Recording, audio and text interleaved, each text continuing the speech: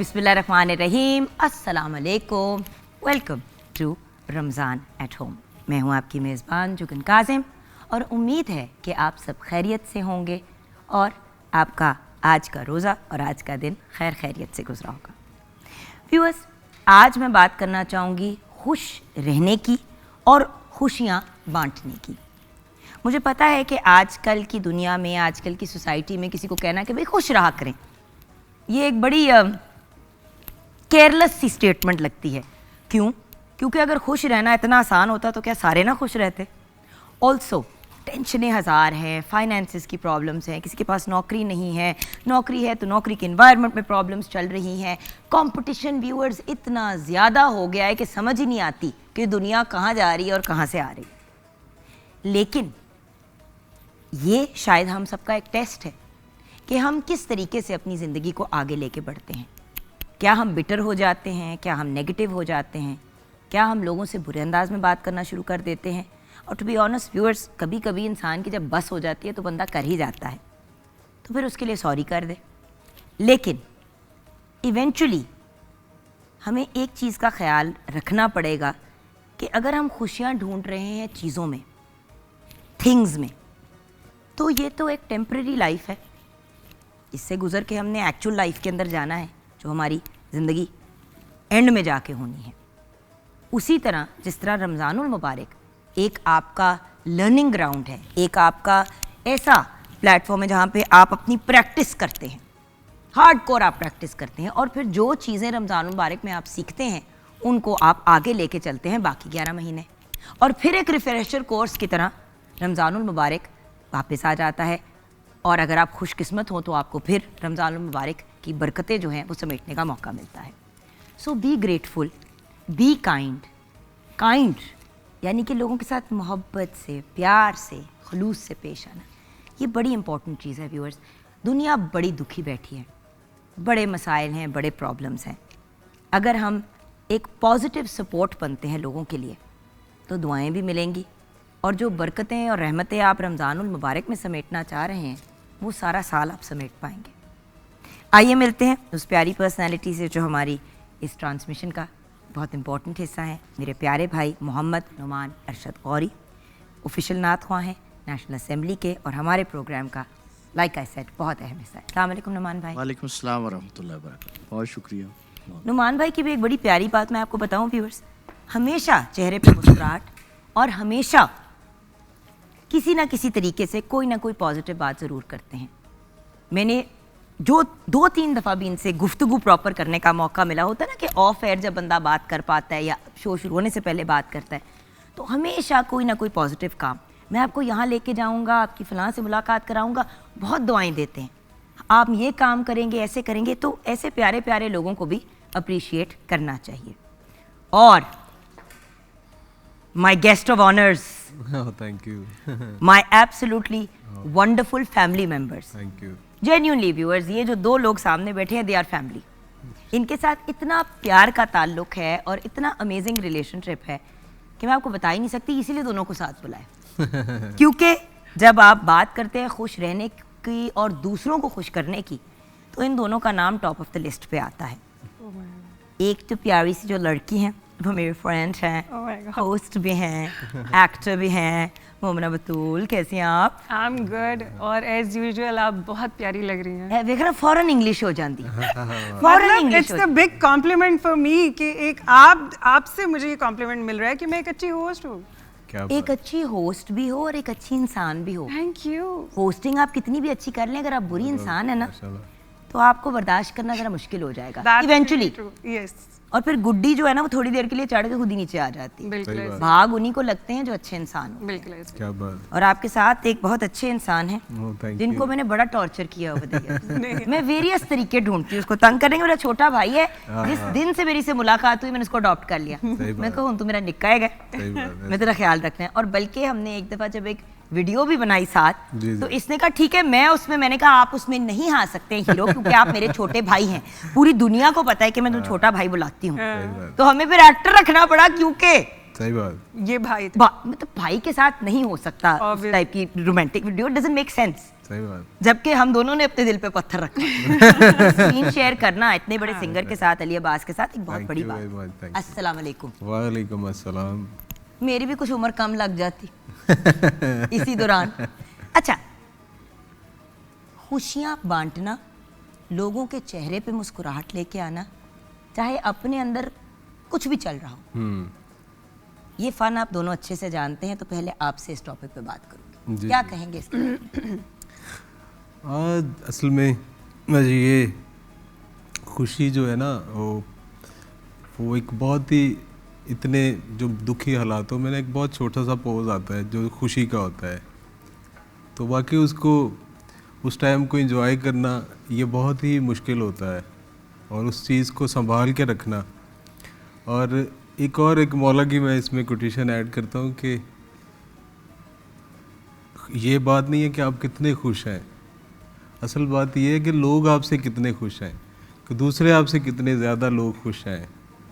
तो इसलिए कि खुशियाँ, देखिए खुशी आप तभी, एक दफा मेरे सामने कहा था, जिन्हें बंदियां नु राजी कर देता उन्हें रब नु भी राजी कर जी, जी, देता। सही कुछ बात। इस टाइप की। बिल्कुल ऑब्वियसली है, मैं पंजाबी। बिल्कुल उर्दू नहीं बोलनी आती तो पंजाबी जी, तो जी, जी, बहुत जी। दूर की बात है, बट ये मैंने बचपन में बड़ी दफा बात सुनी कि भी रब के साथ जो आपके मामलात हैं वो तो डायरेक्ट है। वही है ना, खुशी इंसान कहाँ कब और कहाँ हासिल करता है।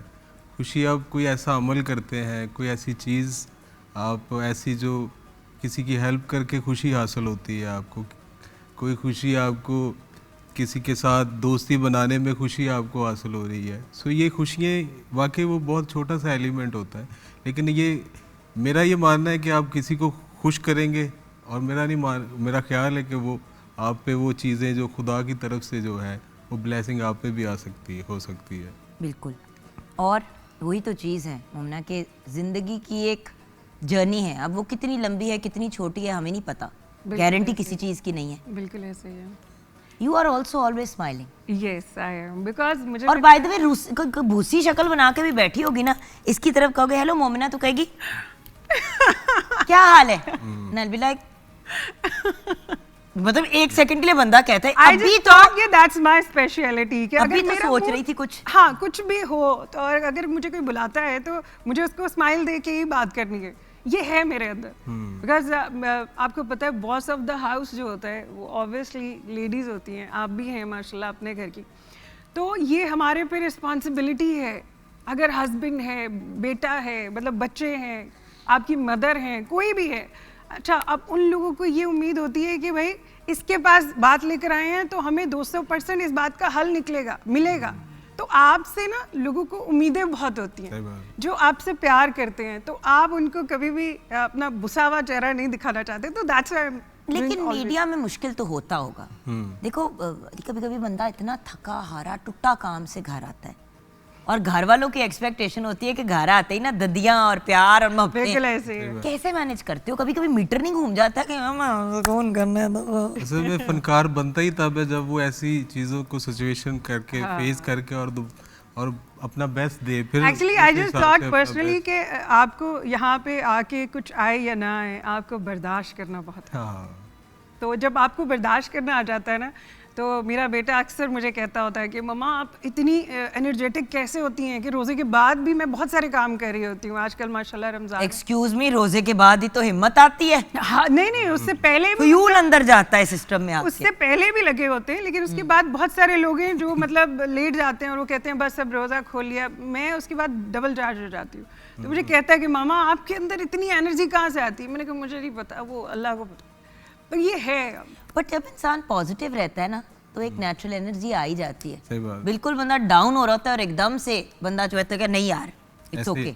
ऐसा होता है बिल्कुल। एक्चुअली बहुत सारी चीज़ें आप पे डिपेंडिंग है। लाइक मेरे घर वाले हैं, उनको पता है कि भाई इसने करना है जो करना है। अब अगर मैं कहूँ कि नहीं भाई मैं तो गया लुट गया, तो वो बेचारे वो उनका सारे मूड खराब हो लुटेगे। जाता है। हाँ, सही बात। उनका मूड खराब हो जाता है। तो बिल्कुल सही आप कह रही हैं। और इसी नोट पे जरा मजीद पॉजिटिव काम की तरफ बिल्कुल, बढ़ते हैं। बिल्कुल। मेरे प्यारे भाई, किसका लिखा हुआ कलाम और क्या पेश करने जा रहे हैं? हज़रत अब्दुल सत्तार नियाज़ी रहमतुल्लाह अलैह का बड़ा खूबसूरत कलाम है, वो आपके पीछे नज़र। सुभान अल्लाह। दो जग दा सुल्तान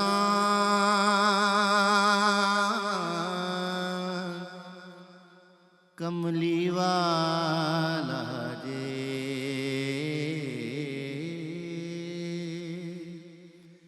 कमली वाला जे। दो जग दा सुल्तान कमली वाला जे, कमली वाला जे। साडा दीन ईमान कमली वाला जे। दो जग दा सुल्तान कमली वाला जे।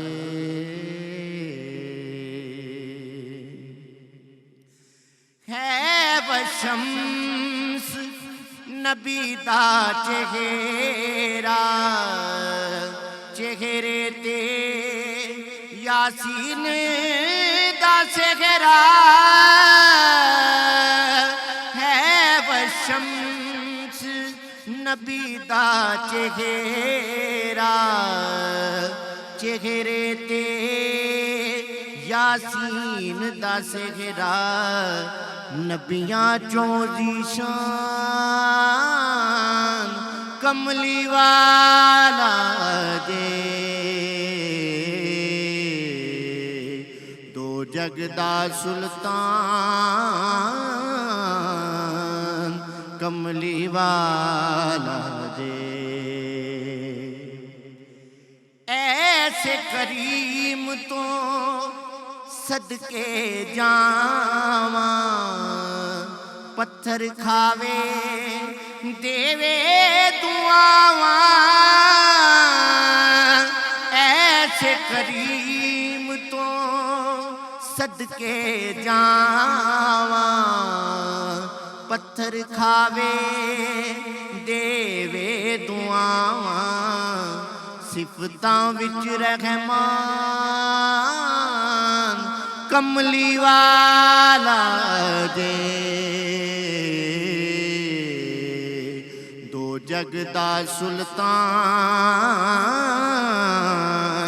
कमली वाला जे। मैं सदके में उस तो वारी, नाल गरीबां ओदी यारी। मैं सदके में उस तो वारी, नाल गरीबां ओदी यारी। साडा मान तरान कमली वाला जे। दो जग दा सुल्तान कमली वाला जे। और जर्रे दी औकात न कोई, होर न्याजी बात न कोई। जर्रे दी औकात न कोई, होर न्याजी बात न कोई। मेरी जान पहचान कमली वाला जे। दो जग दा सुल्तान कमली वाला जे। Welcome back from the break viewers. बहुत ही खूबसूरत कलाम पेश किया हमारे भाई ने ब्रेक में जाते हुए, माशाल्लाह। और पेश भी मेरे उस भाई के सामने किया जो बहुत ही क्रिटिकल है। नहीं मैं समझ सकता हूँ इस बात को।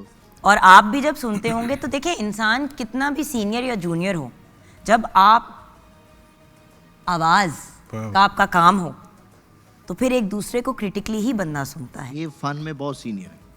थैंक यू, आप बहुत अच्छा पढ़ा और कलाम बहुत उसकी जो धुन है वो बहुत प्यारी बनी माशाल्लाह। बहुत शुक्रिया। लो जी, आपने अली अब्बास को ना सेट कर दिया। अब हम इसको वापस लाएंगे दुनिया में अब अगले कुछ दिन। But I want to talk about your बचपन, चाहे वो कितना भी भयानक रहा हो। अच्छा, वो मुस्कुरा रही है, अली अब्बास की एक्सप्रेशन है। अब मेरा एडा भयानक सी ही नहीं ना। Oh my God. हाँ, क्या कैसा था बचपन? मैं वैसे ही बड़ा क्वाइट बच्चा सी और अजय भी तुसी क्वाइट बच्चे। बस वही है। शो में भी ना बकायदा गला घोट के बातें निकलवानी पड़ती। अभी कहाँ क्वाइट, आप तो इतने गाने गाते हैं। वो गाना गाने में और बात करने में बड़ा फर्क है। सही बात है, कुछ वाकई सही कह रहे ये इसने जो कहना होता है ये अपने गाने में कह देता है। हाँ बस है गल है, मैं अपने एक्सप्रेस ਉਹਦੇ ਚ कर देना गाने चीज़ें। लेकिन बड़ा अच्छा था, बड़ा फैमिली ओरिएंटेड माहौल था हमारा। लाइक फैसलाबाद में 7-8 बहन भाई, अपने अम्मी अब्बू साथ थे कि 8 थे? ये साथ पता थे। कितने भाई बहन थे? एक बात ही दसना चाहिए। नहीं नहीं, एवं ही बात दसना चाहिए। अच्छा, मतलब बड़ा अच्छा प्यारा माहौल था और एक अच्छी मेमोरीज हैं। अच्छा, पहली रमजान की मेमोरी क्या है?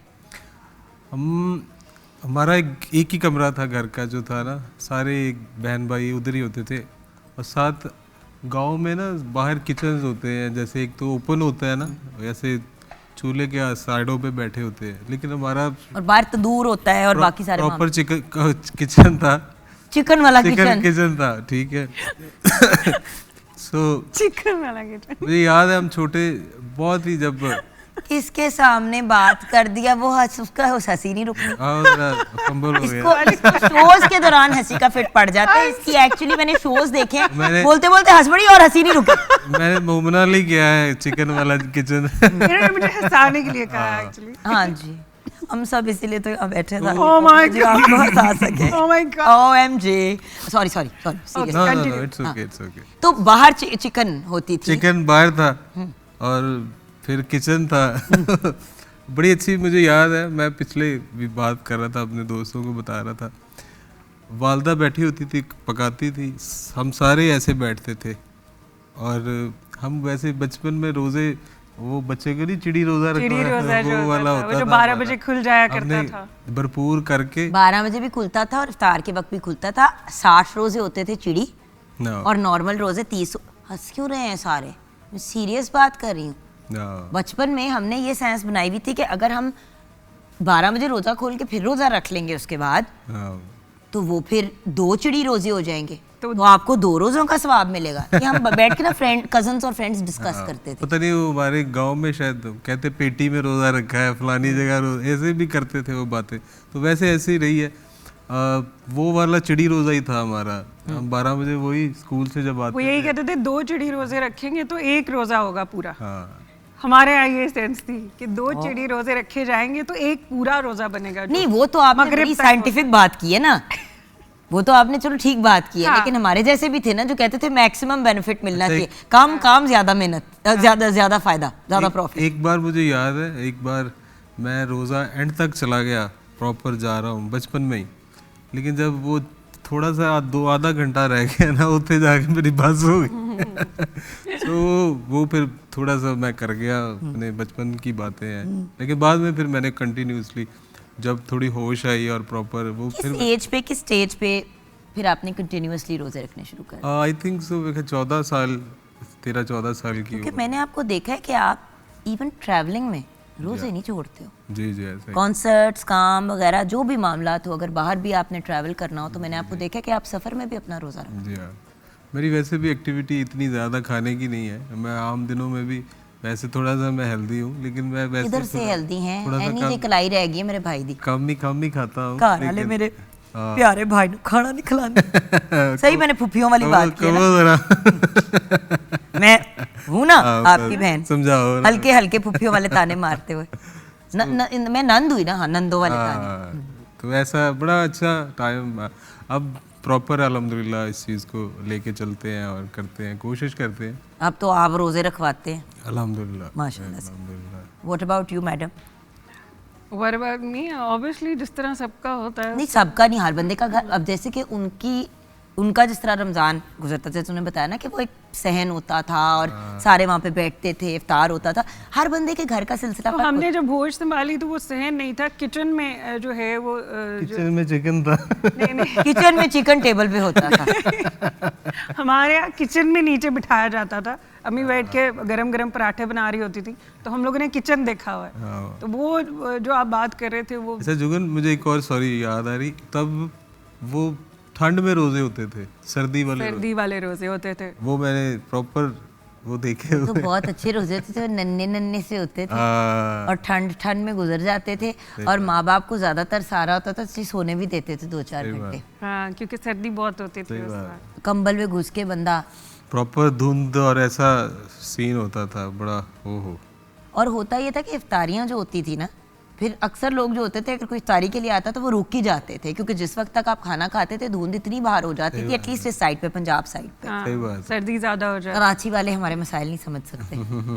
अभी वैसे आ रहे हैं दोबारा रमजान, कुछ बेहतर मौसम की तरफ ज्यादा। बिल्कुल, अब फुल सर्कल हो गया ना अभी मामला। आजकल जो है वो अच्छे जा रहे हैं रोजे सबके, बेहतर है, मतलब वो नहीं है जो पहले थे। बेहतर। बिल्कुल।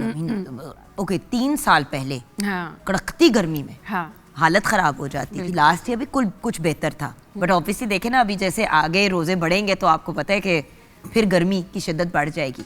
लेकिन भाई जिस भी सीजन में रोजे आए खैर और आफियत से गुजरें, जी जी। और जो बरकतें हैं और रहमतें हैं हम समेट सके बिल्कुल रमजान ऐसे ही है। मुबारक। सो बचपन में पहला रोजा याद है कब रखा? प्रॉपर वाला?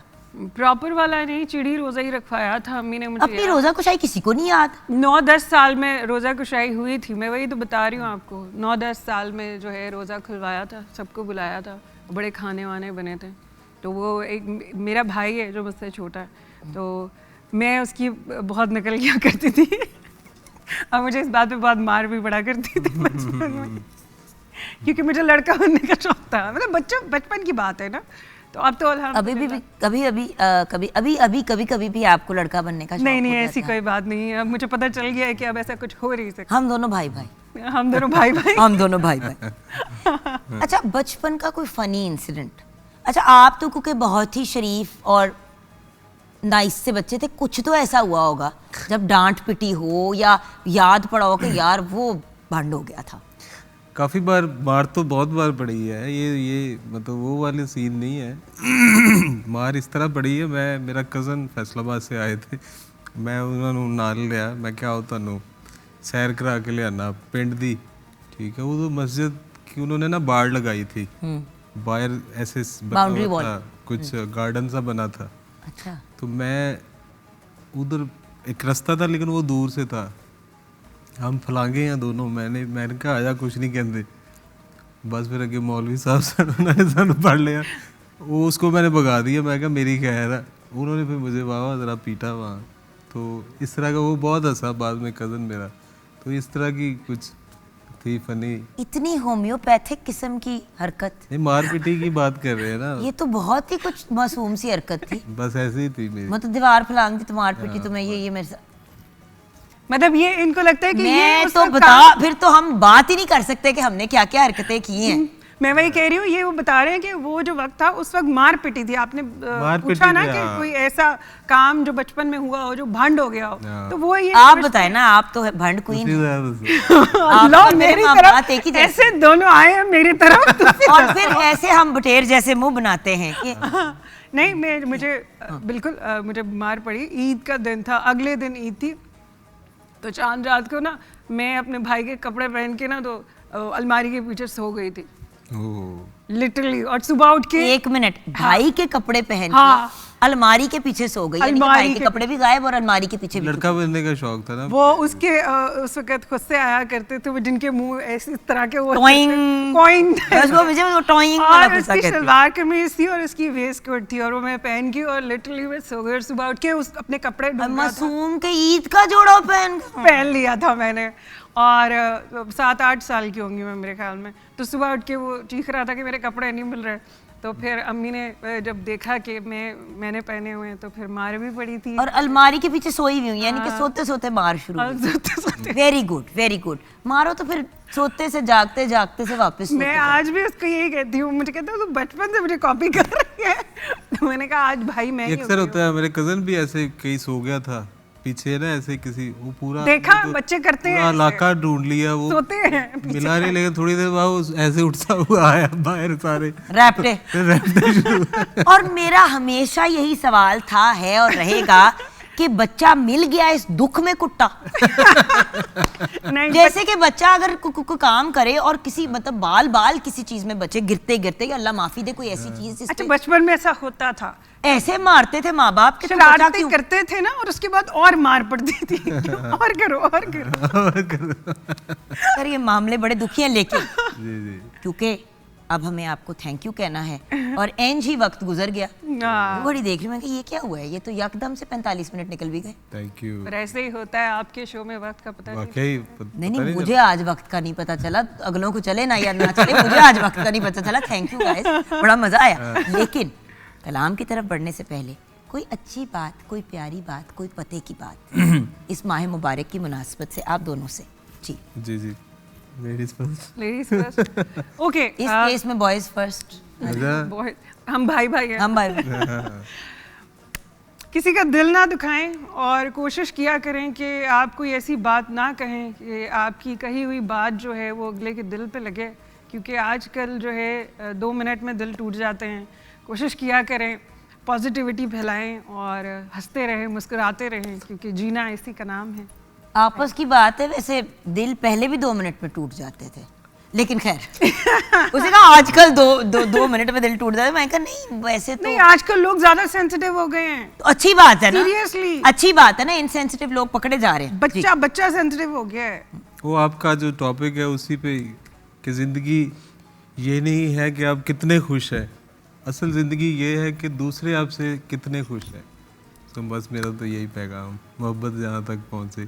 क्या बात है, मैं किसी से नहीं पूछूंगी कि लोग मेरे से कितने खुश हैं। मामलात जरा टाइट जा रहे हैं, तो Right, हम ब्रेक की तरफ ही बढ़ेंगे, लेकिन अपने प्यारे भाई से कलाम सुनते हुए। अर्श की अक्ल दंग है, चरख में आसमान है, जाने मुराद अब किधर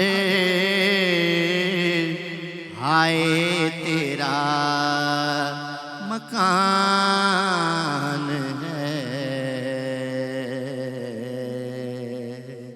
अर्श की अर्श पिता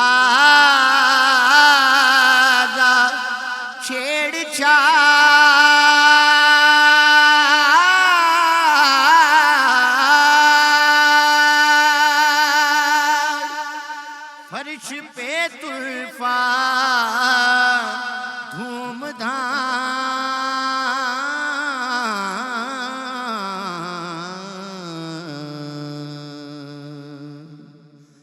अर्श पे ताज़ा छेड़छाड़,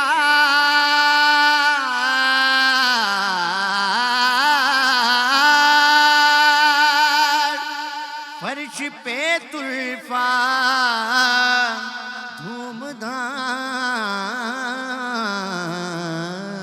धूमधाम, अरे कान जिधर लगाइए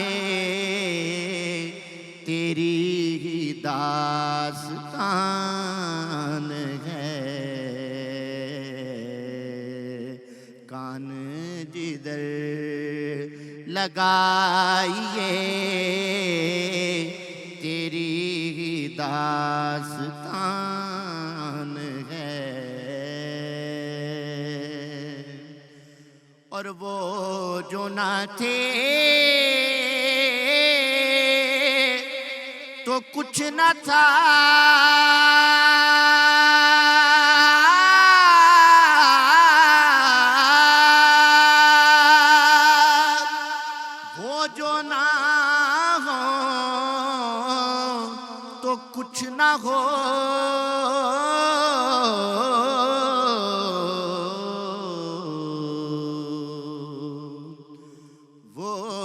ना थे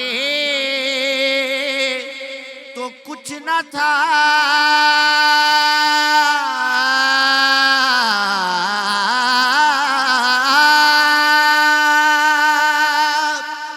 वो जो ना हो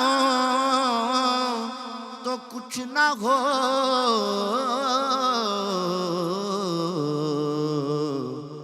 अरे जान है वो जहान की,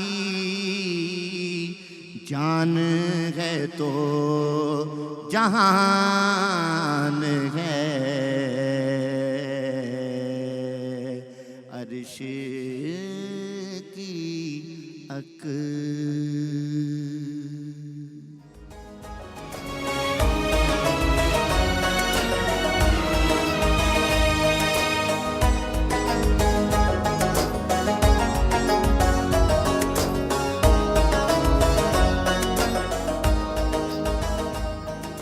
welcome back from the break viewers. Break के बाद हमें ज्वाइन किया है दो बहुत ही प्यारी पर्सनालिटीज़ ने।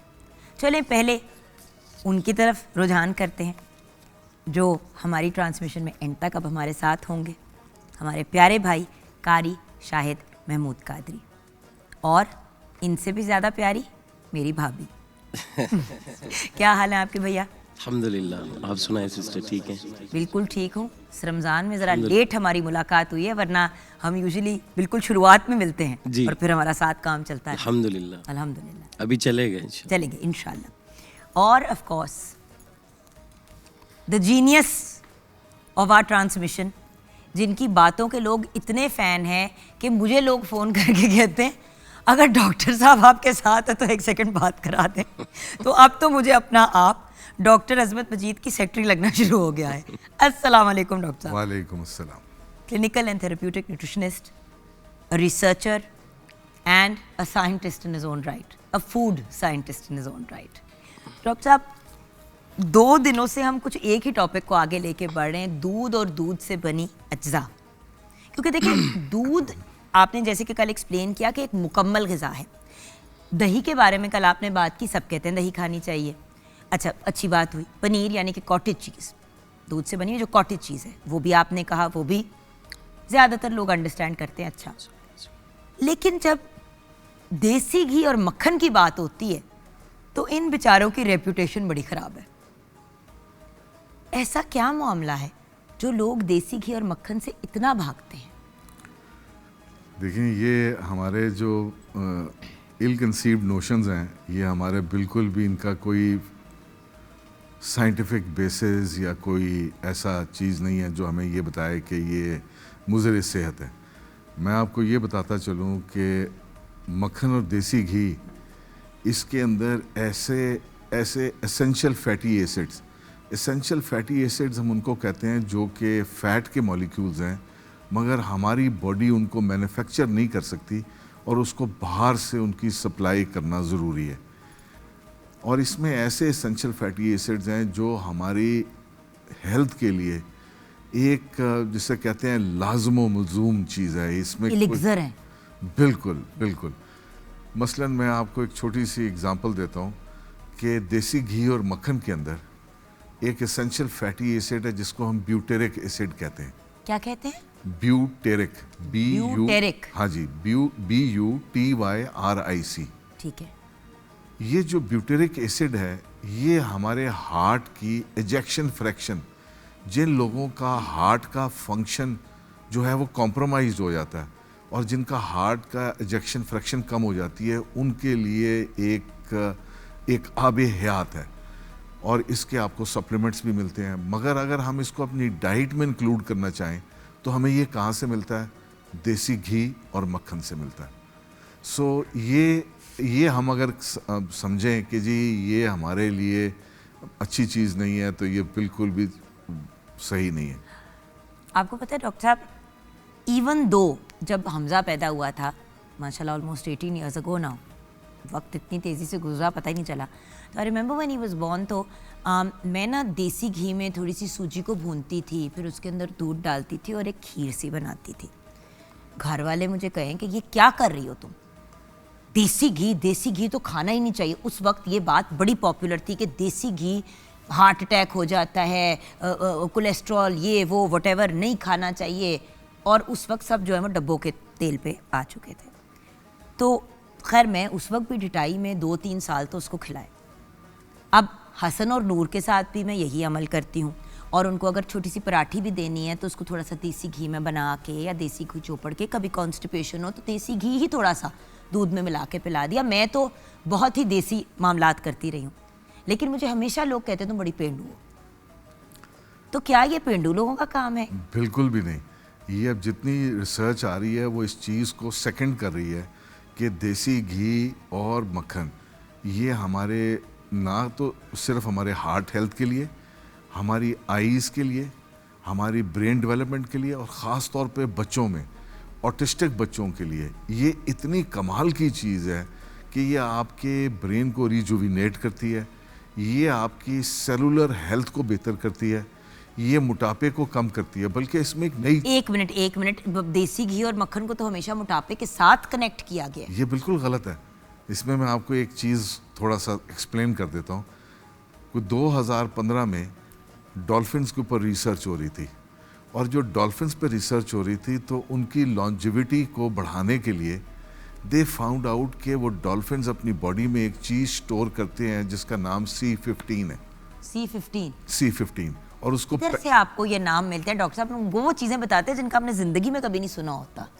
इसका वैसे नाम पेंटाडेकोनोइक एसिड है, पेंटाडेकोनोइक एसिड। जी आप ये भी मुझे दे चुके हैं। अच्छा, ये जो है ये मिलता है आपको देसी घी और मक्खन में। और जब ये डॉल्फिन्स पर रिसर्च हो रही थी तो उन्होंने ये देखा कि वो अपनी बॉडी में इन चीज़ों को स्टोर करती हैं। किस लिए? अपना एनर्जी लेवल बेहतर करने के लिए।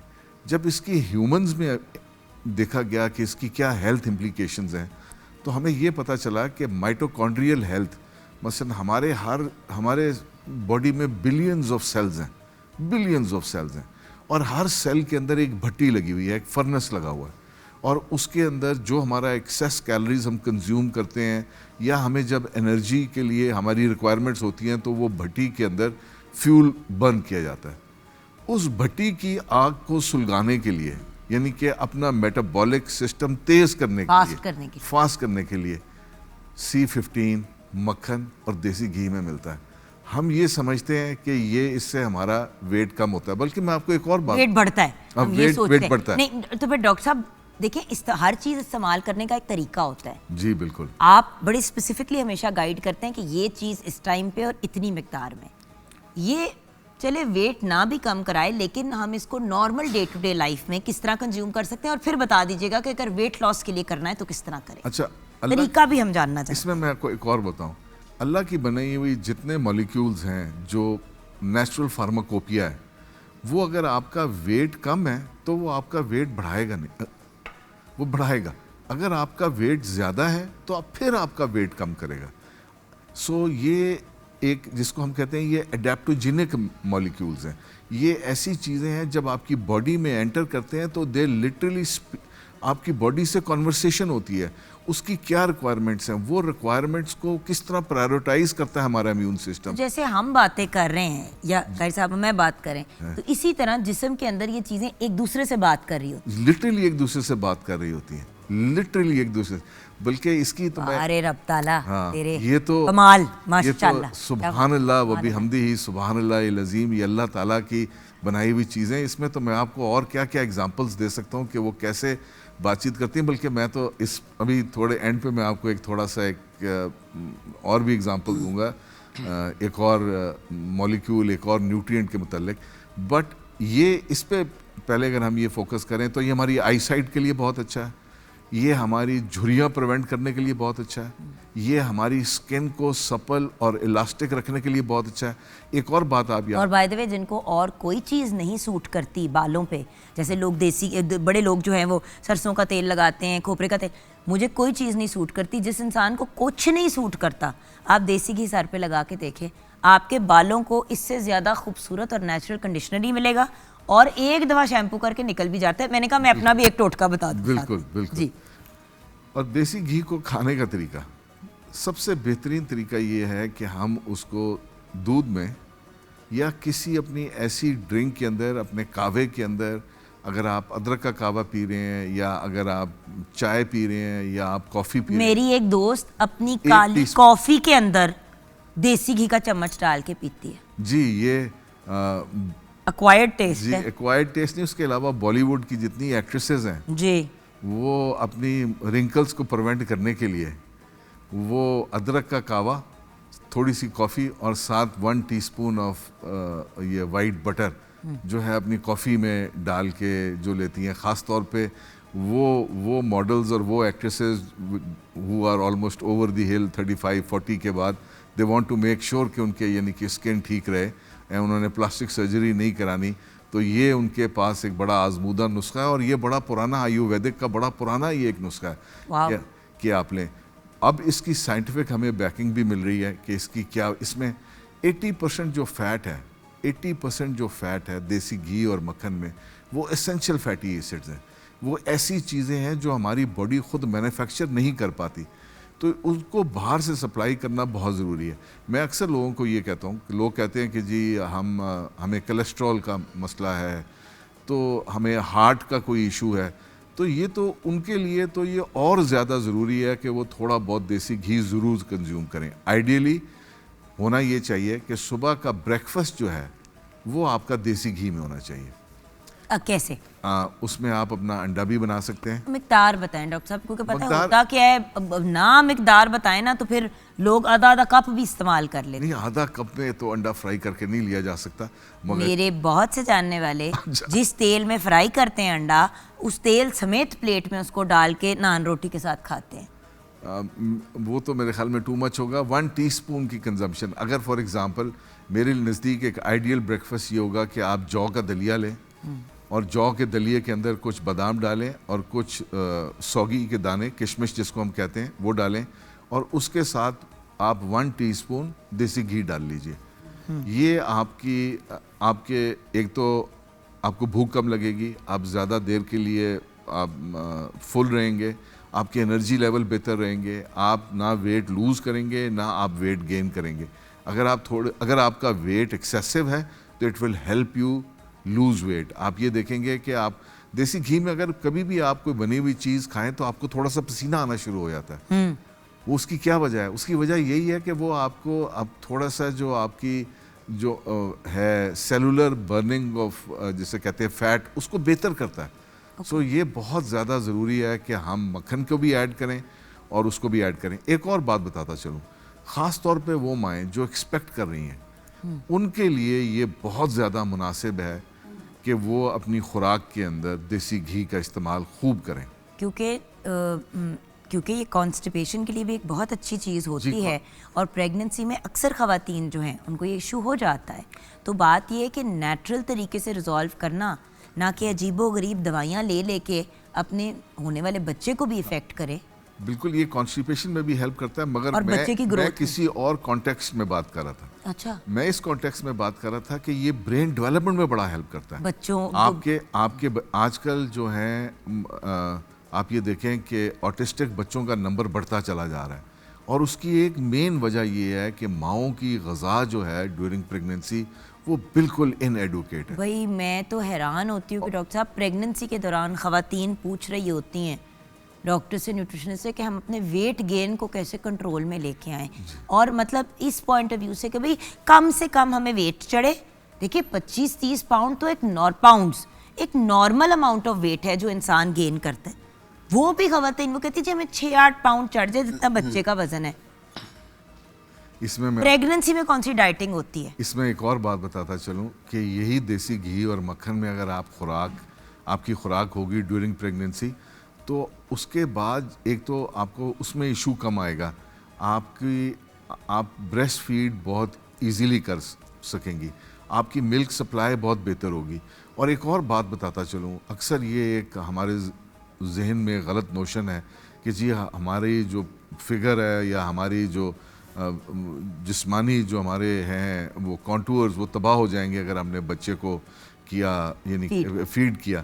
ये मैं बताता चलूँ कि आपके लिए वो फैट जो आपने एक्यूमुलेट किया है, जो आपके लिए इंतहाई मुज़र सेहत है, वो बेबी के लिए आबे हयात है। बिल्कुल। और अगर और ये अल्लाह का बनाया हुआ कैसा निज़ाम है, अगर आपने बेबी को फीड किया, यानी को लाइक 1 साल, 1.5 साल, 2 साल फीड किया, तो आप ये देखेंगे कि आपका वो सारा excess fat will be transferred to your baby, और वो बेबी को ग्रोथ में हेल्प करेगा, उसकी ब्रेन डेवलपमेंट में हेल्प करेगा, उसके विजन में हेल्प करेगा। और अगर आपने देसी घी और इसको कंज्यूम किया है ड्यूरिंग यानी कि प्रेगनेंसी, तो आप ये देखेंगे वो वेट ऐसा वेट होगा जो स्टिक नहीं करेगा। और दूसरी बात, आपका बेबी की जो पैदाइश है वो हेल्दी होगी, प्री टर्म नहीं होगी। और वो अक्सर आजकल तो आप ये देखें कि बहुत सी जो हैं अपना डिलीवरीज वो प्री मैच्योर महीना 1.5 महीना टाइम से पहले जी जी हो रही होती हैं। तो अगर आप इस आपकी डाइट में ये वाले एसेंशियल फैटी एसिड होंगे जो कि दही में और ये इसमें मक्खन में और देसी घी में पाए जाते हैं, तो ये आपके लिए एक ईजियर डिलीवरी भी है। और व्यूअर्स, ये बात मैं ज़रूर आपको याद कराना चाहूँगी कि देखिए व्यूअर्स, एक टाइम पीरियड होता है जिसमें इंसान प्रेग्नेंट होता है, उसके बाद जब वेट लूज़ करने की बात आती है तो ख़वातीन बहुत घबराती हैं और एक्चुअली बहुत सी ख़वातीन बच्चों को फीड नहीं कराती, इसी वजह से जो आप बात कर रहे हैं कि भाई मेरा फिगर ख़राब हो जाएगा। और फिगर के अलावा कि यार मैंने अब अपना वेट कम करना है तो मैंने डाइटिंग करनी है तो डब्बे के दूध पे डाल दो। मगर वो फैट्स सारी ये जो आप इन्वेस्टमेंट कर रहे हैं ना अपने बच्चे के अंदर, उसको फीड करा के अगर आप कर सकते हैं, खुदा न खास्ता अगर कोई प्रॉब्लम हो या किसी वजह से नहीं कर सकते, कोई मजबूरी है, वो तो एक मुख्तलिफ बात है। बट बेहतर अमल यही है कि बंदा ऐसा कर ले। मैं आपके सामने एक एग्जांपल क्लासिक बैठी हूँ। लास्ट प्रेगनेंसी में मुझे ऑलमोस्ट 40 किलोज वजन चढ़ा था, किलोज, पाउंड्स नहीं। एक बाकायदा और इंसान मेरे ऊपर था, लाइक लिटरली लगा जैसे दो जो गन आ रही हैं कमरे के अंदर। बट बात यह है कि अल्लाह का करम है, बिल्कुल नूर बानो पैदा हुई, उनको फीड कराया, अपनी जो मुझे जितने अच्छे अंदाज में, आसान अंदाज में मैं अपनी जिम्मेदारी पूरी कर सकती थी मैंने की। उसके बाद वेट भी उतर गया जी। वो आपका वेट जो है, जो सारा आपने एक्सेस जो आपने फैट एक्यूमुलेट किया हुआ था, वो सारे का सारा बेबी को कराने ट्रांसफर से हो निकल गया। जी हाँ। सो ये समझना कि जी हमें फीड कराने से हमारे लिए और शायद मैं नौकरी साथ साथ की है, ये नहीं है कि मैंने काम बीच में छोड़ दिया या नहीं किया। मैं सिर्फ ये कह रही हूँ कि अगर इंसान करना चाहे तो शायद भाई इंसान कुछ भी कर सकता है। आपको भी पता है डॉक्टर साहब, आपको भी पता है, बिल्कुल फोकस करना पड़ता है, थोड़ी जान जाती है। बट देन माँ के पैरों तले एवं तो जन्नत नहीं है ना। उस माँ के पैरों तले जन्नत इसलिए रखी है क्योंकि वो बड़े जतन करके बच्चे पालती है। अगर इतना आसान काम होता तो हर किसी के पैरों तले जन्नत ना होती। बहुत अच्छे, तो सिंपल सी बात है। तो डॉक्टर साहब, अपनी बात को अगर हम कंक्लूड करें कि मतलब अब डेयरी वाले हमारा टॉपिक आज मुकम्मल हो जाएगा, तो पूरा डेयरी से रिलेटेड अब आप हमें क्या कहेंगे, दूध और दूध से बनी अज्जा? देखें जी, मैं ये कहूँगा कि ये बहुत ज़्यादा ज़रूरी है कि हम डेयरी को अपनी डाइट में ऐड करें। और अगर डेयरी के बारे में आपका ये नोशन है कि जी ये डेयरी गलत है, हमारी सेहत के लिए अच्छी नहीं है, तो इसको अपने बिल्कुल जहन से निकाल दीजिए। डेयरी जो है, ख़ास तौर पे मिल्क, आपको रात को जो हमारी वेयर एंड टेयर का मैकेनिज़्म है उसको बेहतर करता है। जो मिल्क है वो हमारे मसल की कैनबलाइजेशन होने से ओल्ड एज में रोकता है, बच्चों की जो ग्रोथ है उसको बेहतर करता है। और दूसरी एक और जो बहुत बड़ी इसमें मिल्क के अंदर ये है, जो हमें डिप्रेशन से बचाता है। ये हमारे न्यूरोट्रांसमीटर्स को सिंथेसाइज करने के लिए, एंजाइटी को कंट्रोल में लाता है। जी, एंजाइटी को कंट्रोल में लाता है, हमारे पेट में गुड बैक्टीरिया को बनाता है। एक और बात बताता चलूँ कि हमारे जितने न्यूरोट्रांसमीटर्स हैं जो हमारे ब्रेन को हेल्दी रखते हैं, जिसमें हमें फील हैप्पी हार्मोन है, सेरोटोनिन हो गया, डोपामाइन हो गया जो कि फोकस करके काम करने वाला है, एड्रेनलिन हो गया और कोर्टिसोल को कंट्रोल में लाता है, एड्रेनलिन हो गया, नॉर एंग्जाइटी हो गया, फियर हो गया, उसके बाद एलर्जीज हो गया, ये हिस्टामिन हो गया, कॉर्टिसोल, स्ट्रेस लेवल्स हो गए। ये सब का ताल्लुक हमारी गट हेल्थ से है। और इसमें डेयरी का ये सारे के सारे they are manufactured in our stomach. You will be surprise to know, ये हमारे दिमाग में मैन्युफैक्चर नहीं होते, और ये मैन्युफैक्चर ऑन डिमांड होते हैं। और ये मैन्युफैक्चर किसके ज़रिए होते हैं? गुड बैक्टीरिया के ज़रिए। जो कहाँ से मिलते हैं? जो हमें योगर्ट से मिलते हैं, जो हमें दही में मिलते हैं, जिसको हम कहते हैं दही जाग नहीं होती जी, तो दही में जो जाग लगाते हैं, जाग लगाए, हाँ, वो जाग लगाई जाती है, उसमें वो गुड बैक्टीरिया होते हैं जो हमारे स्टमक में जाके लिटरली चिपक जाते हैं। एक हाथ से न्यूट्रिशन को पिक करते हैं और दूसरे हाथ से हमारी ब्लड स्ट्रीम में पास करते हैं, और कौन सी न्यूट्रिशन को पिक करते हैं और कौन सी न्यूट्रिशन को रिजेक्ट करते हैं, ये हमारी बॉडी की डिमांड्स पे डिपेंड करता है। सो इन सब चीज़ों को अपनी खुराक में ऐड करना, ये हमारी सेहत की एक ज़मानत है। और जैसे कि डॉक्टर साहब, मुझे तो लग रहा है जब से मेरी इनसे मुलाकात हुई, इनकी जो फेवरेट स्टेटमेंट है कि भाई आप इतने महंगे महंगे चीज़ें ख़रीदने की कोशिश करते हैं, गाड़ी बंगला, आपका सबसे महंगा एसेट, तो आपके पास सबसे महंगी प्रॉपर्टी है, वो है आपका पेट। यस, अपना निज़ाम हज़म सेट कर लें, जान है तो जहान है। और बीमारियों को अपने से दूर बीमारियों को अपने से दूर कर दें, सेहतमंद ज़िंदगी गुजारेंगे तो चाहे कम भी हो फाइनेंशियली, आपको लगेगा आप दुनिया के अमीर तरीन इंसान है, क्योंकि आपके पास सेहत का ख़जाना है। बिल्कुल। Thank you so much doctor साहब। और अब बढ़ते हैं अपने प्यारे भाई की तरफ, क्या कलाम पेश करेंगे आप? मैं आपकी बातें सुन रहा था और एक कलाम है मुज़फ़्फ़र वारसी साहब का, उसके एक दो अशार कि ये सारा कुछ कौन करता है और क्यों होता है।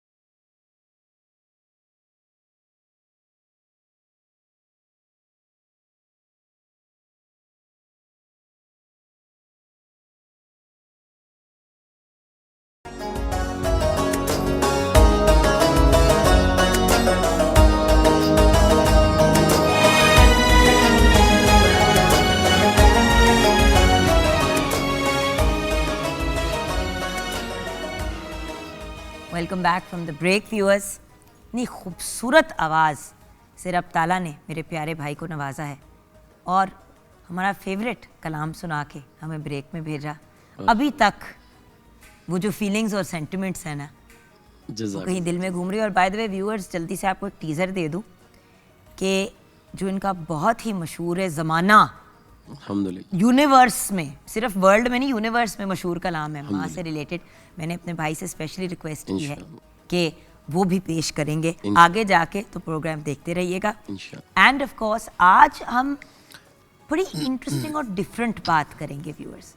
हम आई नो कि रमज़ान मुबारक का बरकत महीना है, अगर बरकतें और रहमतें हमने गेन करनी है, स्पेशली बरकतें समेटनी हैं, सवाब गेन करना है, तो फिर सिर्फ अपनी ज़ात का ख्याल नहीं रखना, फिर अपने इर्द गिर्द के लोगों का भी ख्याल रखना है, चरिंद परिंद का भी ख्याल रखना है और अपनी इन्वायरमेंट का भी ख्याल करना है।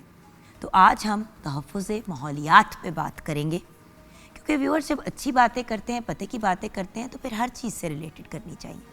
तो हमें स्पेशली ज्वाइन किया है तो बहुत ही ब्रिलियंट पर्सनैलिटीज़ ने।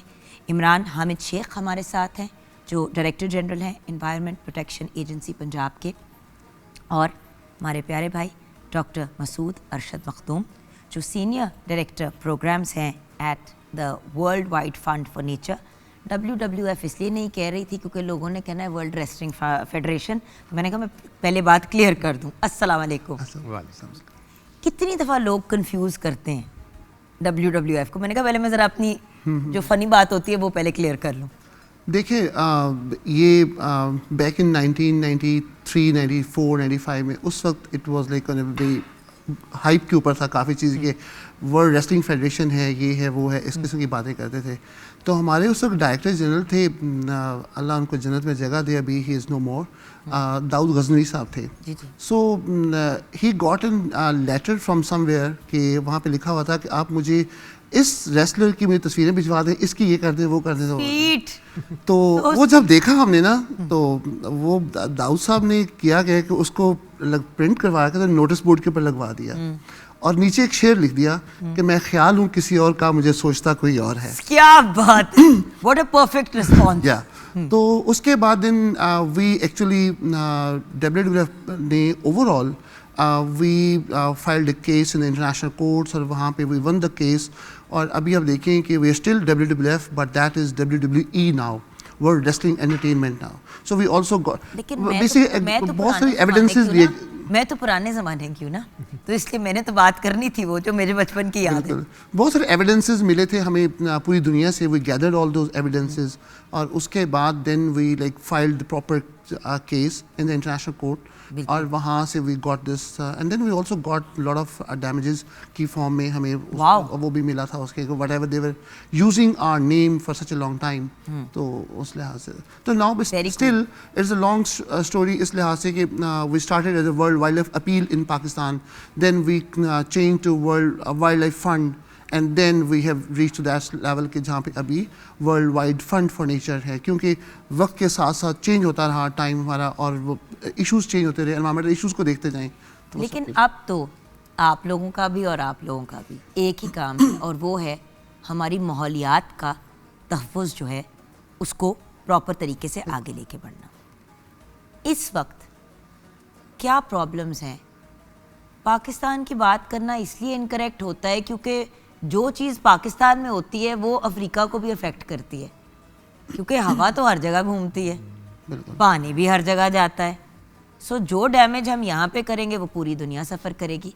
तो मेजर इश्यूज ऑन ग्राउंड इस वक्त क्या हैं? सबसे पहले तो इस पे बात करते हैं। जी सर। देखिए जुगन, एनवायरनमेंट या क्लाइमेट चेंज जो है अब मॉडर्न वर्ल्ड का सबसे बड़ा इशू है। और जैसे आपने राइटली कहा है कि चूँकि हवा ट्रैवल करती है तो जो कार्बन एमिशंस हैं अगर वो एक मुल्क के अंदर पैदा हो रहे हैं तो लाजमी नहीं है कि उसके इफ़ेक्ट्स उस मुल्क के अंदर ही रहेंगे, वो फिर आगे ट्रैवल करते हैं। आप पाकिस्तान की एग्जांपल ले लें तो हम दुनिया के अंदर कार्बन प्रोड्यूसिंग कंट्रीज़ में बहुत नीचे हैं, लेकिन जो क्लाइमेट चेंज के इफेक्टीज़ हैं उसमें हम टॉप 10 वर्स्ट अफेक्टेड कंट्रीज़ के अंदर हैं। तो क्लाइमेट को अब देखना 21st सेंचुरी के अंदर it is extremely important now कि ह्यूमैनिटी की अगर हम देखें कि इंसानियत की बका जो है वो अब सिर्फ एक ही चीज़ के साथ दुनिया देख रही है उसको, और वो हमारी क्लाइमेटिक चेंजेस हैं, हमारी इन्वायरमेंट प्रोटेक्शन है। इसके अंदर हमारी एयर पोल्यूशन भी आती है, हमारी वाटर पोल्यूशन की भी आती है, इवन नॉइज़ भी आती है जो हमारे आसपास बाज़ औक़ात आप देखते हैं कि हम शायद इस चीज़ पे इतनी तवज्जो नहीं देते, लेकिन अगर हमारे महल्ले में, गली में, कहीं किसी जगह पर कोई अननेसेसरी साउंड आ रही है, कोई डिस्टर्बेंस आ रही है, तो वो भी आपका एक पीस ऑफ माइंड को ख़राब करती है। तो ये सारी चीज़ें मिल के हमारा एक एनवायरनमेंट। और आप क्या बात कर रहे हैं, थोड़ा सा नॉइज़, कसम से एक वक्त होता था रात को सोते थे तो ज़रा हल्की सी आवाज़ आती थी तो बंदा झटक के उठ जाता था। अब अगर शोर ना आ रहा हो तो बंदा उठ के बैठ जाता है कि खैर है, इतना सन्नाटा क्यों है? आई एम सॉरी, रेजिलिएंट हो गए बहुत सारे। नहीं बट ये क्या मामला है? हर वक्त पी पी पा पा शोर, हर बंदे के घर में 2-2 3-3 बाइकें हैं और एक गाड़ी तो मस्ट है। आई एम सॉरी, ये मामलात हैं और जिनकी वजह से हम लोगों का सुकून बर्बाद हो गया। बिल्कुल ठीक कहते हैं आप। कॉन्स्टेंट नॉइज और नॉइज के साथ उफ, ये जो स्मॉग है, हर घर में एयर प्योरीफायर लगाए हुए हैं, पता नहीं क्या क्या लगाया हुआ है। याद है जब छोटे होते थे तो फिल्में आती थी कि एक शीशे का बबल है, उसके अंदर लोगों ने अपनी पूरी शहर और पूरे मुल्क बसाए हुए हैं। इतना सा दूर है हम उससे। जो चीज़ हमें बड़ी अजीब और साईफाई किस्म की लगती थी, हम वहीं जा रहे हैं। इस हवा में तो नहीं सांस लिया जाता। ऐसे ही कॉन्स्टेंटली ब्रीदिंग इश्यूज हैं। जी सर, आप क्या कहेंगे?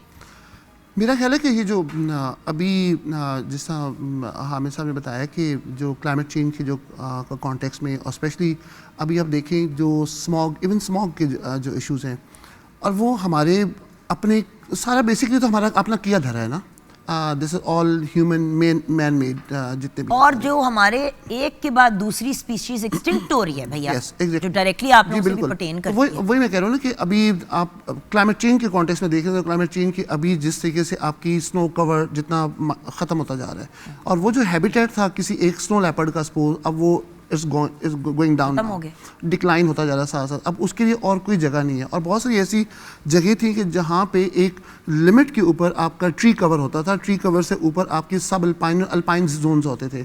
अब हुआ क्या है कि अब चूंकि वो सब अल्पाइन जोन्स भी जो उसकी जितना भी स्नो कवर था वो खत्म होता जा रहा है। अब आई थिंक 3 या 4% रह गया सिर्फ जी पाकिस्तान फॉरेस्ट कवर। जी पाकिस्तान का ओवरऑल एरिया जो था ना वो इतना ही था, पाकिस्तान में इससे ज़्यादा हो नहीं सकता इसलिए क्योंकि पाकिस्तान इज एन एरिड और सेमी एरिड रीजन है, यहाँ पे पानी है नहीं। वहाँ पे वो जो ट्रॉपिकल आपके जेन में आता है ना कि वहाँ पे 30% या 40% या 50% 10% तो होता है। जी, तो हम लोग क्या कर सकते हैं कि जो पाकिस्तान के पास जो गवर्नमेंट डिक्लेयर्ड लैंड है दैट्स ओनली 4 to 5% लैंड है, लेकिन अब हम जो पिछले भी आप हुकूमतों में देखा बहुत सारी चेंजेस कैंपेन्स भी चली।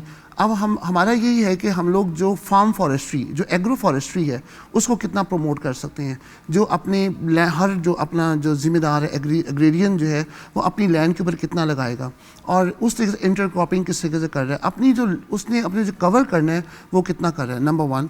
नंबर 2, आपने जो एग्जिस्टिंग जो फॉरेस्ट एरियाज़ हैं उसके अंदर आपने किस तरीके से उसकी प्रोटेक्शन करनी है ताकि जो नेचुरल जर्मिनेशन जो है वो कितनी इफेक्टिवली वापस आती है और वो उसको ANR कहते हैं, असिस्टेंट नेचुरल रीजनरेशन, ताकि आप उसको प्रोटेक्ट कर सकें। फिर प्लस आपने और बहुत सी चीज़ मीन्स कि ये वो चीज़ें हैं कि जो आप करते जाएंगे साथ साथ अपनी ट्री कवर और अपनी डेंसिटी कवर उसको बढ़ाते जाएंगे तो वही आपका थिक फॉरेस्ट की फॉर्म में आपके बनते जाएंगे। लेकिन आप तो चीज़ों की बात करें, हम भाई मेरा इशू जो है इमरान भाई, मेजर इशू जो है वो ये है कि पहले लोगों के दिमाग तो चेंज करें। हम सॉरी लोग ऐसे बिहेव करते हैं कि जैसे ये दुनिया जो है उनकी पर्सनल जागीर है, जो मर्जी करें। अपने घर के अंदर कूड़ा नहीं फेंकेंगे लेकिन घर के बाहर फेंक देंगे। बिहेवियरल चेंजेस, दो घर छोड़ के खाली प्लॉट के अंदर कूड़ा फेंक देंगे, जो किसी की प्रॉपर्टी है, जो किसी का प्लॉट है उसको कूड़े की जगह बना देंगे और फिर वहां से जो बीमारियां और जो मसाइल शुरू होंगे उस पूरे इलाके के अंदर उसका जिम्मा कोई नहीं लेता। बिल्कुल ठीक कहती हैं आप। देखें यहाँ पे मैं समझता हूँ कि सिर्फ गवर्नमेंट का एक रोल एक ख़ास हद तक है, लेकिन हमें पूरी सोसाइटी को मिल के इस पे काम करना है। देखें फ़ज़ा तो सब की है ना, इसी हवा में सब ने सांस लेना है, मैंने आपने हम सब ने इसी हवा में सांस लेना है, यही पानी हमने पीना है, इसी मुल्क में हमने रहना है, तो इसको ठीक रखने की ज़िम्मेदारी भी हम सब को लेनी पड़ेगी। मैं आपको फ्रेंकली एक बात बताऊँ कि बचपन से ले के और उसके बाद फिर ज़ाहिर बड़े होने तक और अपने शऊर की जो मुख्तलिफ आपकी वो हैं, हमें इस चीज़ को अब बावर कराना पड़ेगा अपने बच्चों को लेके। अब हम तो इवन गवर्नमेंट ऑफ पंजाब तो अब ये भी कोशिश कर रही है कि हम करिकुलम मुख्तलिफ इस तरीके से डिवाइस करें और हम एनवायरनमेंट प्रोटेक्शन एजेंसी अब एक हम प्लान कर रहे हैं with the private schools and public schools कि हम बच्चों को छोटी छोटी एक्टिविटीज़ के अंदर, वो नहीं है कि टिपिकल जाएं नहीं, आप लोग अभी क्या कर रहे हैं, मैंने इसकी तरफ सेकंड मरले में जाना है। मैं इस वक्त ये जानना चाहती हूँ लोगों के दिमाग कैसे सही करें। देखिए आप बच्चों की बात करें, लेकिन मेरा एज ग्रुप जो है जो बच्चों से काफ़ी एज में बड़ा है, मेरे जैसे बंदे का दिमाग कैसे सेट करें। जब मैं घूम के किसी को कहती हूँ खुदा का वास्ता है इतनी महंगी गाड़ियों में बैठ के फिर उन्हीं गाड़ियों की खिड़कियों से बाहर कूड़ा फेंकते हो। आज भी लोग च्युइंगम तक खाते हैं तो उसका जो रैपर होता है वो खिड़की से बाहर गोल करके फेंक देते हो। भाई इतनी बड़ी गड्डी हैगी है, किसी थैले में। मैंने गाड़ी के अंदर एक बनाया हुआ है, मतलब एक छोटा सा मेरे इस तरह करके एक वो डिब्बी जैसी है, लोग उसको एस्ट्रे के तौर पे यूज़ करते थे पहले। मैंने वो डिब्बी रखी है, उसके अंदर जो भी होता है ना, टिश्यू यूज़ किया, सारी चीज़ें मैं उसके अंदर डालती हूँ। डे एंड पे उसको हम उल्टा देते हैं। कौन सा हम इतने बड़े बड़े कूड़े के थैले हमारे पास होते हैं या वो प्रॉब्लम होती है। इतनी सी कोई डिब्बी आप गाड़ी में रख लें, कोई ढक्कन वाली कोई चीज़ रख लें, उसके अंदर आप चीज़ें डालते रहें। बाइक के साथ भी आप ऐसी चीज़ अटैच कर सकते हैं। फेंकते क्यों हैं? असल में बात धरती माँ की, जब माँ की भी आगे बात करनी है तो ये धरती हमारी माँ है, इसकी रिस्पेक्ट करनी है हमने।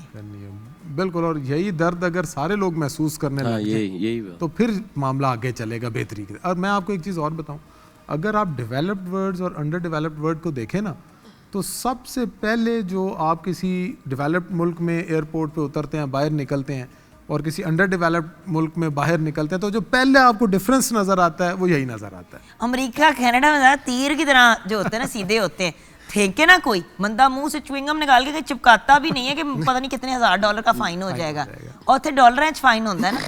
मसला सिर्फ एक है, और रूल्स हमारे भी यहाँ पे इन प्लेस हैं। मसला ये है कि वहाँ पे राह चलता बंदा रिपोर्ट कर देता है कि जी, और वहाँ पे क्योंकि सारी कैमरे शैमरे लगे होते हैं, 1 सेकंड में वो बंदा पकड़ा जाता है और उसके घर पहुँच जाता है बिल $5000 का, $15000 का, $1500 का। ऐसे ही चुभेगा तो लोग बाज आएंगे, क्योंकि ये नहीं किसी को समझ आ रही कि घर, गाड़ियाँ, मतलब ज़मीनें इतने शौक से खरीदते हैं। ओ भाई, जब सांस नहीं आ पाएगा यहाँ पे तो क्या करेंगे आपके बच्चे इतनी प्रॉपर्टियों का? इफ़ यू कांट ब्रीथ, अगर आप जी नहीं सकते, सांस ही नहीं ले सकते, तो फिर फ़ायदा क्या? अभी हमें ब्रेक की तरफ पढ़ना है, आपकी तरफ भी आऊँगी सर। आप, मुझे पता है आप भी भरे बैठे हैं और आपकी भी बड़ी स्ट्रॉन्ग फीलिंग्स है अबाउट दिस, बिकॉज बात ये कि देखिए, हम लोग तो अपना टाइम पूरा कर लेंगे in another couple of decades. हमारे बच्चों का क्या होगा? हमारे बच्चों के बच्चों का क्या होगा? जी। क्या छोड़ के जाना है हमने उनके लिए? इस वक्त तो तबाही और बर्बादी नज़र आ रही है। खैर, बच्चे, फैमिलीज, फ्यूचर, ये सारी चीज़ों के लिए हम दुआएं करते हैं, अपने रब की रस्सी को इतनी स्ट्रांगली थाम लेते हैं, तो अगर हम अपनी इन्वायरमेंट को भी इस तरह से प्रोटेक्ट करें, वाह वाह, तो क्या बेहतर नहीं होगा? प्यारे भाई, किस कलाम की तरफ अब हम बढ़ेंगे? ये मुजफ्फर वारसी साहब का कलाम है, बहुत ही खूबसूरत।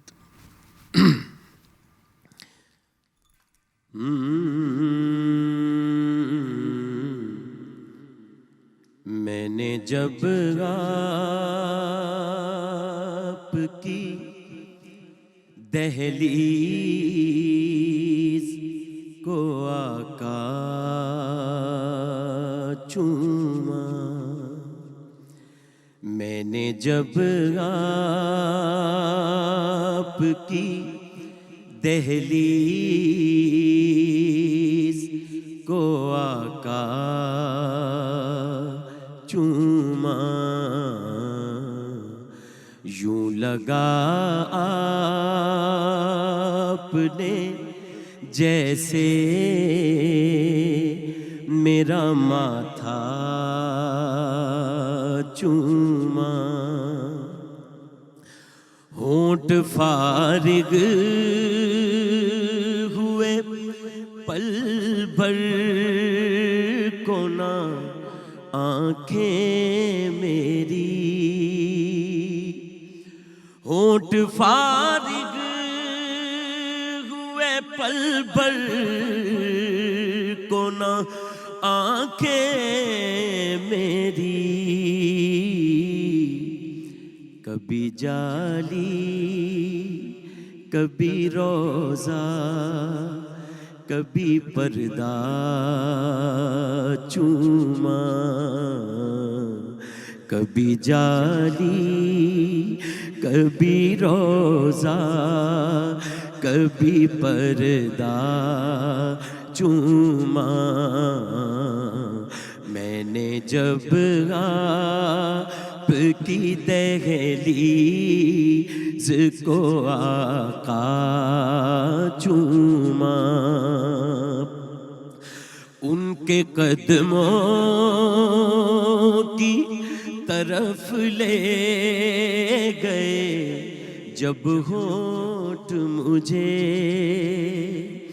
उनके कदमों की तरफ ले गए जब होंठ मुझे, होंठ भी नक्श कदम बन गए इतना चूमा, होंठ भी नक्श कदम बन गए इतना चूमा। और शेर है, शहद सा दौड़ गया है मेरी शरियानों में, शहद सा दौड़ गया है मेरी शरियानों में, जब कभी पढ़ के दुरूद अपना अंगूठा चूमा, जब कभी पढ़ के दुरूद अपना अंगूठा चूमा, आपको ख्वाब में देखा तो मुक़द्दर जागा, आपको ख्वाब में देखा तो मुक़द्दर जागा, झूम उठा नात पड़ी रो दिया लिपटा चूमा, झूम उठा नात पड़ी रो दिया लिपटा चूमा, मैंने जब आपकी दहलीज को आका चूमा, यूं लगाया आपने जैसे मेरा माथा चूमा चूमा चूमा।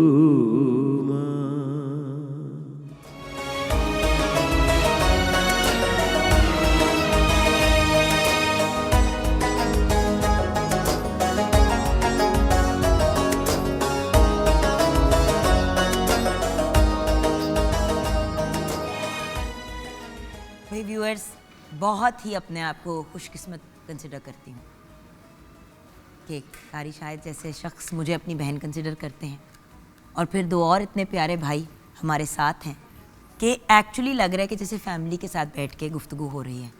और फिर बातें भी मैं ब्रेक में ऐसी करती हूँ कि कुछ हंसी आती है और कुछ रोना, लेकिन उस पर हम किसी और दिन तबसरा करेंगे जब हम मज़ीद ऑफ एयर होंगे। अब ऑन एयर हैं तो एक तो माशाल्लाह माशाल्लाह क्या खूबसूरत कलाम पेश किया, बहुत शुक्रिया। देखिए आगे जाके हमने माँ के कलाम की तरफ पढ़ना है, जो आपने बहुत ही खूबसूरत कलाम पेश किया और वो वायरल हिट कलाम है माशाल्लाह। जी, आपकी इन्वायरमेंट, आपके इर्द गिर्द का माहौल भी तो माँ की तरह ही हो। है। सर आपसे बात का आगाज़ करूँगी। अब मैं जानना चाहती हूँ कि आप लोग अपनी अपने रिस्पेक्टिव इदारों में क्या कर रहे हैं, और हम एज आम आवाम, एज पब्लिक आपकी सपोर्ट कैसे कर सकती है वहाँ पे। अब आप मुझे स्कूल्स का भी बताएंगे भैया। जी सर, आपसे शुरू करें। सबसे पहली बात, जो अभी जो करंट हमारे साथ इश्यूज़ हैं, जो जिस तरह पहले भी बात हुई कि क्लाइमेट चेंज एक क्रॉस कटिंग इशू है। इट्स नॉट ओनली कि ये सिर्फ वाइल्ड लाइफ को इफेक्ट करेगा, ये वो नहीं है कि सिर्फ फॉरेस्ट को इफेक्ट करेगा, ये बिल्कुल नहीं है कि हमें किसी और सेक्टर, हेल्थ को भी उतना ही कर रहे हैं। क्लाइमेट चेंज हेल्थ को कंसिडर कर लें, क्लाइमेट चेंज एजुकेशन के कॉन्टेक्स्ट में देख लें, क्लाइमेट चेंज को आप इवन CNW के कंस्ट्रक्शन वर्क्स के हिसाब से बात करें, कोई भी ऐसा डिपार्टमेंट उठा लें, कोई भी ऐसा सेक्टर उठा लें, climate change is all there. तो हमें जो सबसे पहले जो है ना, हम लोग इस वक्त जो करंटली हमारे जो पाकिस्तान के जो इश्यूज़ में सब क्लाइमेट चेंज तो है ही है, और हमारा वाटर के इश्यूज़ जो है ना वो सबसे इम्पॉर्टेंट इशू है, क्योंकि आप देखें कि पानी की जो when we were born means when this Pakistan was born, तो उस वक्त के देखें कि 5000 क्यूबिक मीटर पर पर्सन हमारे पास अवेलेबिलिटी थी पानी की। आज वो कम होते होते पॉपुलेशन इंक्रीज़ और प्लस हमारी जो पॉपुलेशन जो हमारी उसका जो यूजेज है, जो पैटर्न्स हमारे हैं, उसको देखते हुए अब हमारा वो 1000 क्यूबिक मीटर से भी कम हो गया है। और भैया दुख की बात ये कि एक तो पानी इस्तेमाल भी कर रहे हैं और साथ साथ जो बच के उसको बर्बाद भी कर रहे बिल्कुल हैं। बिल्कुल बिल्कुल। तो मतलब आलूदा भी कर रहे हैं और मुका भी रहे हैं, तो क्या कर क्या रहे हैं हम? आप हमारी फैक्ट्रीज़ को देख लें, इवन जो एफ्लुएंट्स निकलते हैं फैक्ट्रीज़ में से, वो अगर एफ्लुएंट्स निकल रहे हैं तो वो हमारे अल्टीमेटली अच्छे पानी को भी गंदा कर रहे हैं। सिर्फ ये नहीं कि सिर्फ वहाँ पे वो निकाल रहे हैं, प्लस आगे जो पानी इवन दरियाओं में जो जा रहा है पानी, या हमारे नालों के अंदर जो पानी जा रहा है वो भी उसको भी गंदा कर रहे हैं। उतने ही उसके अंदर हैवी मेटल्स हैं, इतनी उसके अंदर बहुत सारे और पोल्यूटेंट्स हैं जो उसको भी ख़राब कर रही हैं। और अल्टीमेटली होता क्या है कि अगर रिवर रावी में गया तो रिवर रावी की फ़िश जो पहले थी अब तो बिल्कुल भी नहीं होगी, तो अब उसको भी अफेक्ट किया। और अल्टीमेटली इफेक्ट कौन हुआ? When you consume that fish, इसका मतलब ये है कि यू आर आल्सो अफेक्टेड। एक उस फैक्ट्री की वजह से वो पूरा प्रोसेस को भी गंदा हुआ और अल्टीमेटली फूड चेन का हिस्सा बना और आपको भी उतना ही उसने इम्पेक्ट किया। तो हमारा मकसद ये था कि हम लोग एक तो 6-7 उसके सेक्टर्स के ऊपर काम कर रहे थे, फॉरेस्ट के ऊपर भी, वाइल्ड लाइफ के ऊपर भी, और हम फ्रेश वाटर की उसकी प्रोटेक्शन के लिए भी काम कर रहे हैं। एंड देन फूड सिक्योरिटी के ऊपर एक बहुत बड़ा प्रोग्राम हमारा है, और ओशंस के अंदर जो हमारी जो स्पीशीज़ हैं उसके ऊपर किस तरीके से मैनेज कर रहे हैं। And then we also talking about the climate and energy के कॉन्टेक्स्ट में। तो ये सारी चीज़ें हैं कि जहाँ पे बहुत बड़े बड़े प्रोजेक्ट्स भी हैं। अभी हम लोग और आप लोग वॉलंटियर्स भी लेते हैं? जी जी, बहुत सारे। और बाय द वे यंग लोगों के लिए, जो माँ बाप या बड़े लोग जो बड़े देख रहे हैं, या यंग लोग भी अगर देख रहे हैं, तो आप भी, बाय द वे आपके रेज्यूमे पे भी बड़ा अच्छा लगेगा ये, कल को आपको यूनिवर्सिटी कॉलेजेस के दाखिलों में भी चीज़ हेल्प करेगी। बिल्कुल। तो आप भी डॉक्टर मसूद के साथ मतलब हाथ मिला के और आप आगे बढ़ सकते हैं और किसी प्रोग्राम का हिस्सा बन सकते हैं एज अ वॉलंटियर। तो ये यंग लोगों के लिए एक सीखने का बड़ा अच्छा एक्सपीरियंस। जितनी यूनिवर्सिटीज़ हैं, इको इंटर्नशिप प्रोग्राम्स चल रहे हैं, हमारे स्कूल आउटरीच प्रोग्राम्स हैं, इस तरह के बहुत सारे प्रोग्राम्स हैं जिसकी वजह से इवन कॉलेज यूनिवर्सिटी के स्टूडेंट्स हैं, they also get inducted into our eco internship programs। उसके बाद they get a certificate and also apply in the international universities, और वहाँ पे उनको बाकायदा नंबर्स मिलते हैं, इसके एक्स्ट्रा मार्क्स होते हैं कि जो उनको कंसिडर किया जाता है कि वो पब्लिक सर्विस में उन्होंने किया वहाँ पे, और वाइल्ड लाइफ और फॉरेस्ट के ऊपर काम किया। This is how like we engage with diverse communities. Awesome sir, and we are so proud of you and we so grateful for your service. देखें, जहाँ हमारी पुलिस फोर्स एफर्ट्स करती है, हमारी आर्म्ड फोर्सेस एफर्ट्स करते हैं, आप लोग भी तो एक वॉर लड़ रहे हैं हमारी इन्वायरमेंट के लिए, तो हमारे लिए तो आप लोग भी उतने ही बड़े हीरोज़ हैं। So God bless you and thank you for your service. And sir, आप लोग क्या कर रहे हैं आपके एंड पे? देखिए, हमारा ज़्यादातर जो रोल है एज अ गवर्नमेंट, मैं बात करूँगा, वो ये है कि हम चाह ये रहे हैं कि इन्वायरमेंट को के जो लॉज हैं, जो रूल्स हैं, उनको एनफोर्स किया जाए, क्योंकि बने तो हुए हैं, एनफोर्समेंट के अंदर जो है वो इश्यूज़ हैं, इम्प्लीमेंटेशन की प्रॉब्लम्स है। पाकिस्तान के अंदर बहुत सारे लॉज रूल्स बन जाते हैं, बट इम्प्लीमेंटेशन स्टेज पे आके वो फ्रेजाइल इम्प्लीमेंटेशन रजीम है हमारी। अब उसको हमने डिवाइड किया है करंटली 3 पार्ट्स के अंदर। सबसे पहले है एयर क्वालिटी, नंबर 1, ठीक है, बिकॉज आपको पता है कि स्मॉग एंड वो जो हमारा सांस नहीं आ रहा, सिंपल बात करें, सांस नहीं आ रहा है। और आप हैरान होंगी कि जो इंटरनेशनल रिपोर्ट्स हैं डिजीज़ बर्डन की, वो ये कह रही हैं कि 2,35,000 प्री मेच्योर डेथ्स पाकिस्तान के अंदर हो जाती हैं, ये स्मॉग और ये सारी इन्वायरमेंट्स और सालाना ये हालत है। और इसके अलावा हमारा जो जीडीपी है वो डाउन जा रहा है। लाहौर के इर्द गिर्द फसलों का साइज़ छोटा हो गया हुआ है, सिर्फ ये हवा की आलूदगी और ये सारा कुछ। इंसानों का भी साइज छोटा हो गया, स्टंटेड ग्रोथ भी हो गई है Stunted growth इन्हीं केमिकल्स और गलत चीज़ों की वजह से। और अगर हम देखें हॉस्पिटल्स में तो जो वार्ड्स भरे हुए हैं, चेस्ट डिजीजेज इतनी ज़्यादा, सांस की, लंग्स के डबल निमोनिया हो रहा है। उन लोग यंग बच्चों को, बुजुर्गों को सुनते थे कहीं कि डबल निमोनिया हो गया है, एज फैक्टर है लंग्स में, छोटे छोटे बच्चे बिल्कुल वाटरबोर्न डिजीजेज हैं बहुत सारी। हवा को साफ़ रखने के लिए जो हमारी कोशिश है वो यही है कि फैक्ट्रीज़ की जो एमिशंस हैं उनको कंट्रोल करें, जो भट्टा जाते हैं उनको कंट्रोल किया जाए, उनके एमिशंस को। और ये सारा कुछ ज़ाहिर है पब्लिक सपोर्ट के बगैर होगा नहीं। तो मैं तो जहाँ भी बैठता हूँ यही बात करता हूँ कि हम अवेयरनेस लेकर आए। हम क्यों इंतज़ार करते हैं कि कोई इंस्पेक्टर आएगा, आके मुझे जुर्माना करेगा तो ही मैं सीधा हूँगा? ऐसा नहीं होना चाहिए, बल्कि हमें ख़ुद आगे बढ़कर जो है हमें ये करना है। इसी तरह जो वाटर पोल्यूशन है उसके ऊपर हम काम कर रहे हैं। जैसे डॉक्टर साहब ने बिल्कुल राइटली कहा कि एक फैक्ट्री, एक इंडस्ट्री अपने जब एफ्लुएंट्स को छोड़ रही होती है तो पूरे इकोसिस्टम को वो ख़राब कर रही होती है। बिल्कुल। तो उस इकोसिस्टम को बचाने के लिए वहाँ पर फिल्टर्स लगें, वाटर ट्रीटमेंट प्लांट्स लगें, ये सारी एक एनवायरनमेंट को ठीक करने के लिए जो है।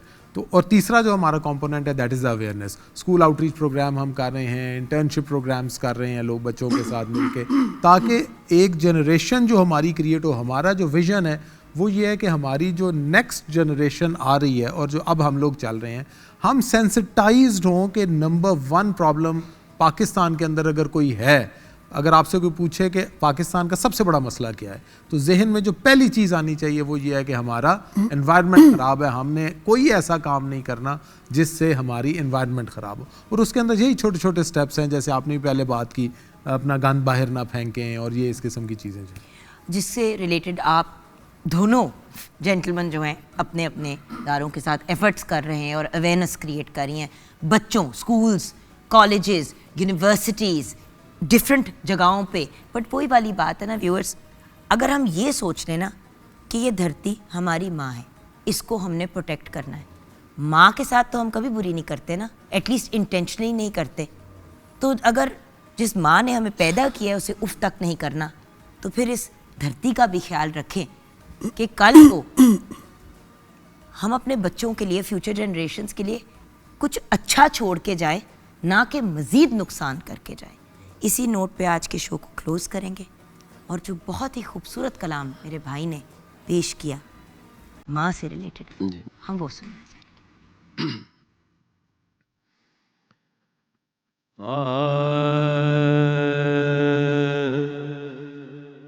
ऐडियां गूड़ियां जगते छावां लभदियां, तू आपे ही उठना पैना है।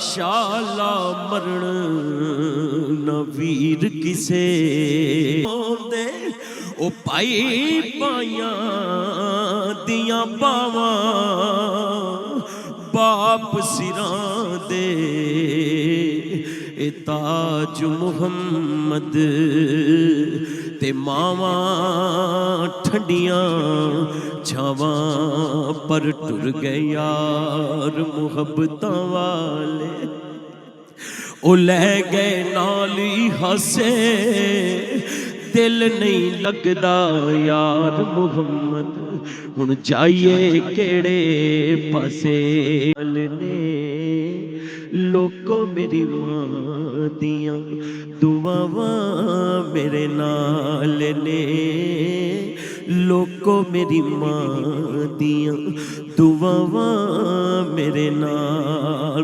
बाप मरे ए सिर नंगा होवे ते वीर मरन कंड खाली, मावा बाज मुहम्मद बख्शा ओ कौन करे रखवाली, ते ले ओ यार हवाले रब दे मेले 4 दिना दे, उस दिन ईद मुबारक हो सी जिस दिन फिर मिलांगे।